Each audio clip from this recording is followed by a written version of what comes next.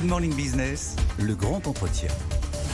Il est 8h17 et on le disait ensemble avec vous, Arnaud Mazingue, directeur de l'exploitation de RTE, le réseau de transport d'électricité, que les années se suivent et ne se ressemblent pas. L'an dernier, à la même époque, on était tous inquiets. Il allait y avoir de l'électricité, du gaz. Est-ce qu'on aurait un blackout? Et là, on commence l'année avec vous en disant tout va bien. En tout cas, pour l'instant, tout va bien. Effectivement, on peut rassurer les Français. Tout va bien et malgré la reprise de l'activité économique, malgré le froid qui est annoncé par Météo France, avec des températures qui sont au-dessous des normales de saison, on prévoit à RTE un pic pour cette semaine qui aura lieu mercredi matin à hauteur de 83 gigawatts et qui sera couvert par la production d'électricité française. Donc on n'apportera pas. On n'émet pas d'alerte. Non, on a prévu d'être à l'équilibre, ni importation, ni exportation. Et en cas de température qui serait un petit peu différente de celle prévue par Météo France, ou en cas de vent un peu plus faible que ceux prévus par Météo France, et ben dans ces cas-là, on solliciterait nos capacités d'importation. Donc c'est effectivement très différent de la situation de l'an passé, mais ça s'explique par alors justement, plusieurs facteurs. Dites-nous comment ça s'explique pour ceux qui nous auraient écoutés l'année dernière et ce matin et qui verraient l'évolution. Il y a le changement des comportements, mais il n'y a pas que ça. On voit à quel point c'est météo sensible, évidemment, mais qu'est-ce qui a changé d'autre ? Alors, il y a vraiment beaucoup de paramètres qui ont changé. Premièrement, on a un parc de production nucléaire qui est beaucoup plus disponible que l'an passé. Deuxièmement, à l'entrée de cet hiver, on avait des stocks de gaz et des stocks d'eau qui étaient à un niveau très élevé. L'année dernière, je rappelle qu'il y avait une tension sur l'approvisionnement en gaz du fait du conflit russo-ukrainien. Troisième paramètre, c'est que durant l'année 2023, on a continué à développer les énergies renouvelables. On a installé 2,5 gigawatts de plus d'énergie éolienne, 2,5 gigawatts de plus d'énergie solaire. Pour vous donner un ordre d'idée, 2,5 gigawatts, c'est à peu près la consommation de Paris. C'est un petit peu plus que la consommation de Paris. Vous voyez qu'on a installé les ENR, on a développé de l'énergie. Et également, vous l'avez noté, et c'est extrêmement important, le comportement des Français a énormément évolué. Et pas seulement pendant l'hiver dernier, mais également sur l'ensemble de l'année 2023. Des Français et des entreprises. Alors quand je dis des Français, c'est à la fois les particuliers, à la fois les collectivités, à la fois les industriels. Et en fait, depuis l'hiver dernier, mais également sur l'ensemble de l'année 2023, on constate une baisse structurelle de 7,5 à 8% de la consommation d'électricité. Donc vous voyez que c'est quand même très significatif et c'est l'ensemble de ces facteurs qui permettent d'avoir une situation bien plus favorable cette année. Encore deux chiffres pour se rendre compte à quel point ce début d'année est exceptionnel dans le sens positif pour le réseau de transport d'électricité et pour la production d'électricité. La semaine dernière, on a battu nos records d'exportation d'électricité vers nos amis et voisins européens. On n'avait jamais autant exporté d'électricité, est-ce que vous nous le confirmez? Et deuxième chiffre, on a donné la semaine dernière dans cette matinale les cocoricots, si je puis dire, des Allemands et des Espagnols qui se vantaient d'avoir 50% d'électricité décarbonée. Nous, la semaine dernière, c'est 100% d'électricité décarbonée. Aucune émission. Alors, je vous confirme, la semaine passée, effectivement, on a battu un record d'exportation d'électricité. C'était mercredi dernier. Et en fait, ça, c'est possible. C'est 20 gigawatts, je crois, c'est ça. C'est 20,3 gigawatts, effectivement. Donc, c'est vraiment un record. Ça a été rendu possible pour plusieurs raisons. La première, c'est qu'on était en période de vacances. Donc, une activité économique modérée et donc une consommation électrique associée à cette activité économique modérée. Et contrairement à cette semaine, on avait des températures beaucoup plus clémentes. Donc, on avait également une consommation électrique tiré par le chauffage électrique qui était plutôt faible. Parallèlement à ça, on a eu aussi beaucoup de vent.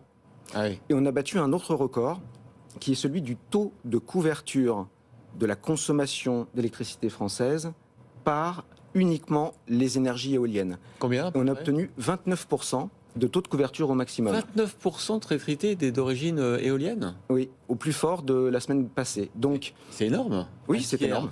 C'est ça qui nous a permis le 2 et le 3 janvier de faire des journées de production totalement décarbonées, ce qui est quand même un record exceptionnel. Tout à fait. On a eu des journées totalement décarbonées.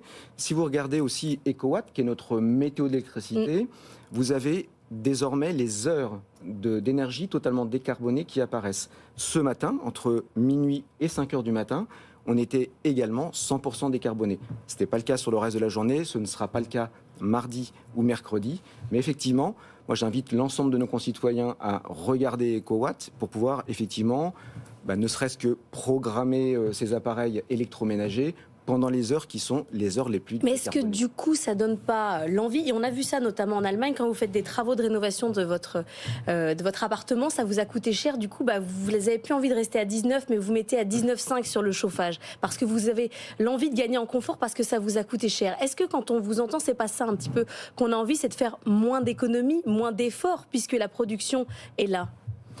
En fait, je pense qu'il faut raisonner un petit peu différemment. D'abord, ces gestes, ces éco-gestes, qui consistent à réduire le chauffage, qui consistent à veiller à ne pas laisser des lumières allumées dans des pièces qui sont inoccupées. Mais quand il y a le prix, c'est clair. Quand ça coûte cher, on change. Mais quand il y a moins ce signal prix. Il n'y a pas que l'effet prix. Je pense aussi qu'il y a l'effet lutter contre le changement climatique. Donc il y a à la fois un effet prix, mais il y a aussi cette volonté.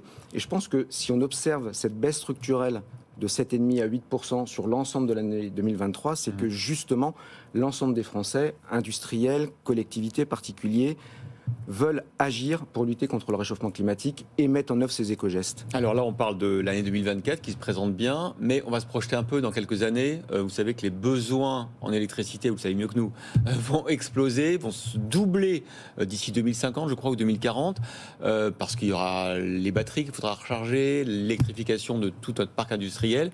Est-ce qu'on sera prêt? Est-ce que les 6 EPR arriveront à temps?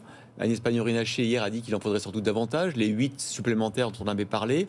Est-ce que tout ça, est-ce que c'est le bon timing, vous qui êtes responsable justement de l'adéquation entre la production et la consommation? Est-ce qu'on est dans les clous? Alors, ce qu'il faut se rappeler, c'est qu'aujourd'hui, en termes de consommation d'énergie, je ne parle pas d'énergie électrique, mais d'énergie au sens global, 60% de la consommation d'énergie en France est produite à base d'énergie fossile. Et donc, l'objectif de la transition énergétique, c'est bien d'atteindre notre objectif de réduction de consommation d'énergie carbonée. Et ça va engendrer une décarbonation importante de l'industrie qui va se traduire par une hausse importante de la consommation. Pour répondre à ce besoin, il y a 4 leviers qui sont activés. C'est l'efficacité énergétique, la sobriété énergétique, le développement du nucléaire et le développement des énergies renouvelables. Donc c'est en activant ces 4 leviers qu'on réussira à Est-ce qu'on va y arriver? Parce que les EPR, ça prend du temps à être construit, on sait qu'il y a toujours des retards. Est-ce que vous avez peur qu'à un moment donné, il y ait quelques années où ça ne matche pas? Écoutez, aujourd'hui, moi je ne construis pas les EPR, je suis là en tant que RTE, donc en fait il appartient plutôt de poser cette question à EDF. Mais vous voyez évoluer le mix énergétique, vous le voyez changer et aller de plus en plus vers l'électricité. C'est ça la question, c'est est-ce qu'on aura assez d'électricité tout court, quoi? Mais c'est bien ce qui est prévu, et d'ailleurs c'est comme ça que RTE a publié son étude sur les futurs énergétiques 2050 en proposant différents scénarios. Il y a l'un des scénarios qui a été retenu par les pouvoirs publics, et c'est bien ce scénario sur lequel l'ensemble de notre pays est mis en ordre de bataille pour réussir et atteindre nos objectifs de neutralité et de réduction de consommation. Il ne faut pas être en retard sur les EPR, parce que la croissance, on est quoi, à x2 de consommation électrique, à quelle échéance? On va passer d'une consommation qui est à peu près aujourd'hui de 465 TWh, donc milliards de wattheures, à une consommation de 645 environ TWh à l'horizon 2050. Ah oui, donc c'est pas un doublement, c'est plus 50% à peu près, quoi. Oui, c'est plutôt un plus 30% de consommation d'énergie électrique, ce qui est quand même énorme, relativement considérable. Comment, dans vos prévisions, vous arrivez à appréhender la dynamique de l'innovation? Nous, on voit défiler sur ce plateau plein de startups qui ont des idées absolument géniales pour fabriquer de l'énergie. Parfois, on a l'impression que c'est magique, il y a notamment les SMR, mais il y en a plein d'autres. Comment vous regardez ces innovations? Vous dites non, je prends aujourd'hui avec ce qu'on a, ce qu'on connaît et ce qui fonctionne, ou je mise aussi sur parfois ces startups qui ont l'air magiques? Alors en fait, on mise également sur la mise en œuvre de nouvelles flexibilités. On voit bien qu'il y a des nouveaux usages de l'électricité. Les véhicules électriques en sont une illustration. C'est un moyen de flexibilité. On a la mise en œuvre de batteries, on a la mise en œuvre de stockers, donc de fait. Oui. Et ça, finalement, ce sont des nouveaux moyens pour nous de venir trouver des flexibilités en termes de consommation, pour pouvoir moduler la consommation et donc réussir à trouver l'équilibre entre la production et la consommation. Et on a d'ailleurs un challenge innovation et intelligence artificielle qu'on mène avec la région Île-de-France. Donc on est tout à fait en lien avec l'ensemble de ces sujets émergents d'innovation technologique et qui peuvent conduire à faciliter la gestion de l'équilibre entre l'offre et la demande d'électricité. Bon, c'est tous des sujets que nous traiterons toute la semaine avec, depuis le CES de Las Vegas où se trouve Anthony Morel et toutes les équipes de Tech & Co, que vous pourrez retrouver d'ailleurs dès ce soir dans Tech & Co. Merci beaucoup Arnaud Mazin, directeur de l'exploitation de RTE. On a bien compris, tout va bien, mais on vous promet qu'on éteindra la lumière en sortant du studio. Merci.